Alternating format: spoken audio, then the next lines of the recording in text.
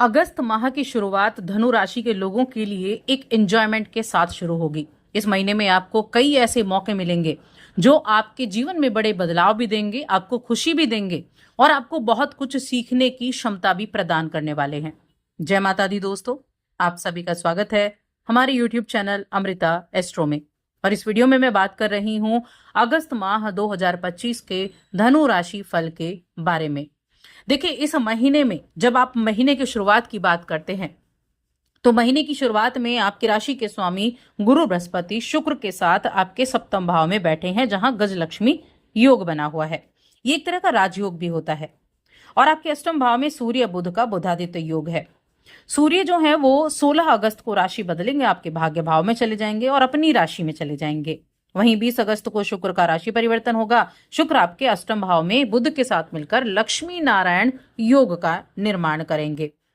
तो ये जो स्थिति है, देखिए महीने में अगर हम 12 अगस्त तक की बात करें तो 12 अगस्त तक की स्थिति ऐसी है कि आप फुल एंजॉय के साथ अपने इस महीने की शुरुआत कर पाएंगे। बहुत अच्छा वक्त रहेगा अपने परिवार के साथ वक्त बिताने के लिए, अपने बच्चों के साथ, अपने कामकाज के मामले में भी बहुत ही उत्तम ये वक्त रहने वाला है। और अगर हम ग्रहों की स्थिति की बात करें तो देखिए महीने का जो दूसरा हिस्सा, जिसमें 16 अगस्त को सूर्य का गोचर भाग्य भाव में होगा, तो भाग्य भाव में सूर्य अच्छे नहीं माने जाते हैं। और वहीं जो सूर्य के द्वारा महीने का पहला हिस्सा है तो वो मिले जुले परिणाम देगा। मंगल की बात की जाए तो मंगल पूरे महीने आपके दसम भाव में है। दसम भाव में मंगल वैसे अच्छे नहीं होते, लेकिन ये आपके फिर भी अच्छे परिणाम देने में आपको यहाँ आपकी सहायता करने वाले हैं। तो मंगल आपके लिए परिणाम देने वाले रहेंगे।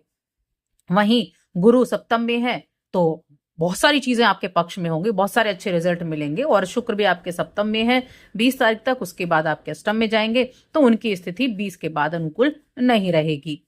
तो ये तो है हमारा ओवरऑल देखा जाए तो इस महीने जो ग्रहों की स्थिति है उसका हाल। अब ये जैसा कि मैंने कहा 12 अगस्त तक आपके लिए बहुत अच्छा वक्त है। अपने घर में गेस्ट आ सकते हैं और घर का माहौल बहुत अच्छा रहेगा। साथ में कुछ अच्छी प्लानिंग के लिए अच्छा है, अच्छे इन्वेस्टमेंट करने के लिए अच्छा है, कुछ फ्यूचर प्लानिंग आप करते हुए दिखाई देंगे। टेंशन से बहुत रिलीफ मिलने वाला है। और देखिए जो काम काज में टेंशन थी ना, उसमें रिलीफ मिलने वाला है। लेकिन ये कब तक है? जब तक सूर्य का गोचर नहीं होता है। इस महीने आपको मैं कहूंगी 15 तारीख के बाद आपको अपने बच्चे से जुड़ी हुई कोई अच्छी न्यूज भी मिल सकती है। और अगर हम सही सही टाइम पीरियड देखें तो 13 अगस्त से 29 अगस्त तक की बात है, जहां आपने बच्चे से जुड़ी हुई आपको कोई गुड न्यूज मिलेगी। ये टाइम आप लव लाइफ के लिए भी अच्छा है। ये टाइम कुछ नए सीखने के लिए भी अच्छा है। ये टाइम फाइनेंशियल तौर पर अपने किस तरह से आप चीज़ों को देख सकते हैं, किन चीज़ों में आप फाइनेंशियली ग्रो कर सकते हैं, इन चीज़ों पर अमल करने का है। तो अब विस्तार से हम हर एक चीज़ की जानते हैं, हर चीज़ के बारे में जानते हैं। तो आगे बढ़ने से पहले छोटा सा निवेदन है, चैनल पर पहली बार आए हैं, अभी तक चैनल को सब्सक्राइब नहीं किया गया है तो ज़रूर कर लें।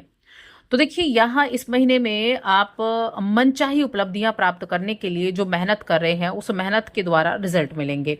थोड़ी कठिनाइयां भी आएंगी, ये मैं नहीं कहूंगी कि सब चीजें बड़ा आराम से चलने वाली हैं, थोड़ी कठिनाइयां भी आएंगी, लेकिन उन कठिनाइयों को आप अपनी मेहनत से पूरा कर पाएंगे। सफलता दिलाने में आपके लिए आपके ग्रह आपका बड़ा साथ देने वाले हैं।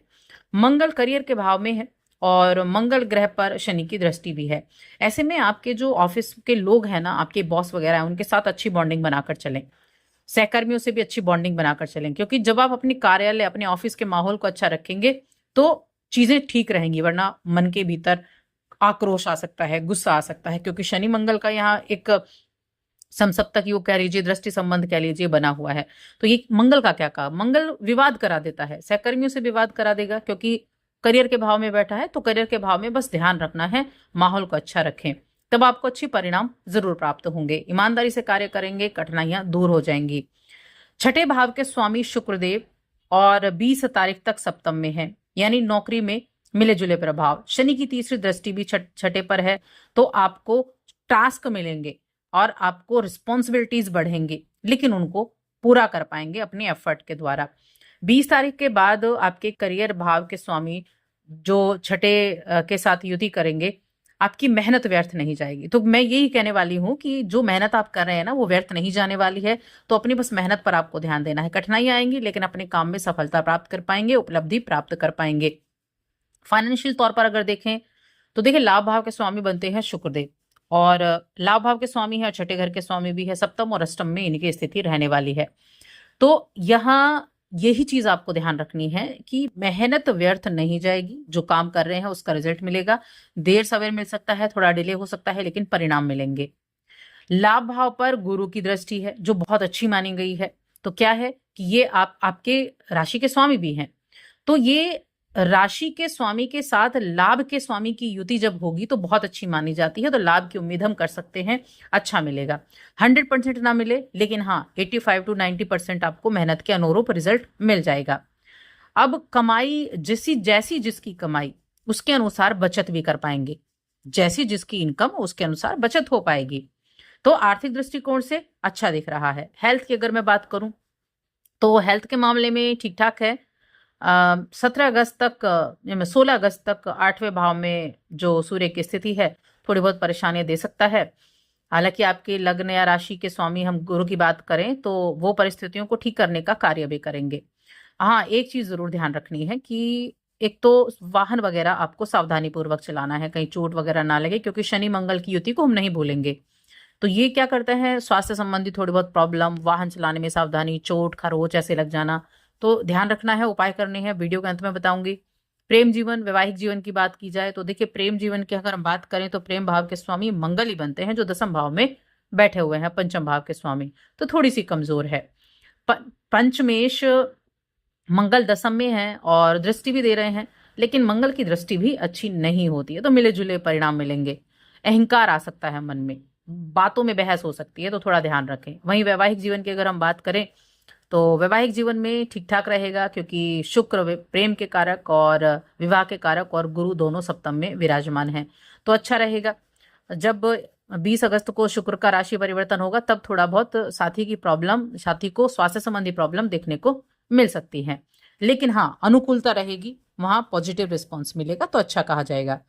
पारिवारिक स्थितियों की अगर हम बात करें तो देखिए दूसरे भाव के स्वामी कौन बनते हैं, शनिदेव बैठे हैं। अब शनिदेव तो चौथे घर में है, वक्री अवस्था में है, तो यहाँ थोड़ा विवादित स्थिति हो सकती है। तो अपने थोड़ा शब्दों पर आपको ध्यान देना होगा, क्योंकि द्वितीय भाव शब्दों का भाव यानी वाणी का भाव है। भाई बंधुओं के साथ गलतफहमी ना हो, ध्यान रखें। गलतफहमी है तो दूर करने का काम करें। चौथे भाव के स्वामी गुरु बृहस्पति सप्तम में बैठे हैं, तो जब आप कोशिश करेंगे तो कोशिश करने से चीजें अच्छी हो जाएंगी। लेकिन यहाँ आप ये कह सकते हैं कि चौथे भाव पर मंगल की भी दृष्टि आ रही है और शनि और मंगल का दृष्टि संबंध, तो थोड़ा सावधानी रखनी होगी, पेशेंस बनाकर रखना होगा, चीजों को ठीक तरीके से रखना होगा। तो यहाँ ध्यान रखने की आवश्यकता जरूर है। अब कुछ डेट्स हम देख लेते हैं जो आपके लिए इस महीने में अच्छी हैं, जहां आपके लिए अच्छे रिजल्ट मिलेंगे और जहां आपको सावधानी रखनी है। तो देखिए जॉब के लिए जैसा कि मैंने बताया ठीक ठाक है, लेकिन 21 तारीख से और 25 अगस्त तक बहुत बढ़िया टाइम रहेगा। कोई इंटरव्यू वगैरह है तो उसमें अच्छे रिजल्ट मिलेंगे। हेल्थ के लिए थोड़ा सा ध्यान रखना ही रखना है। स्टूडेंट्स के लिए 13 तारीख से 29 अगस्त बहुत अच्छा होने वाला है। आपको अच्छे रिजल्ट मिलेंगे, अच्छे रिजल्ट मिल पाएंगे और आपके द्वारा किए गए एफर्ट आपको रिजल्ट अच्छा दिलाएंगे। प्रेम जीवन के मामले में 6 अगस्त से 20 अगस्त तक बहुत अच्छा है। शादी के लिए बहुत अच्छा योग नहीं है। शेयर मार्केट के लिए 1 अगस्त से और 4 अगस्त तक का अच्छा है, और सबसे अच्छी चीज है 13 अगस्त तक ज्यादा बढ़िया है। 13 अगस्त के बाद थोड़ा सोच समझकर डिसीजन लेना होगा।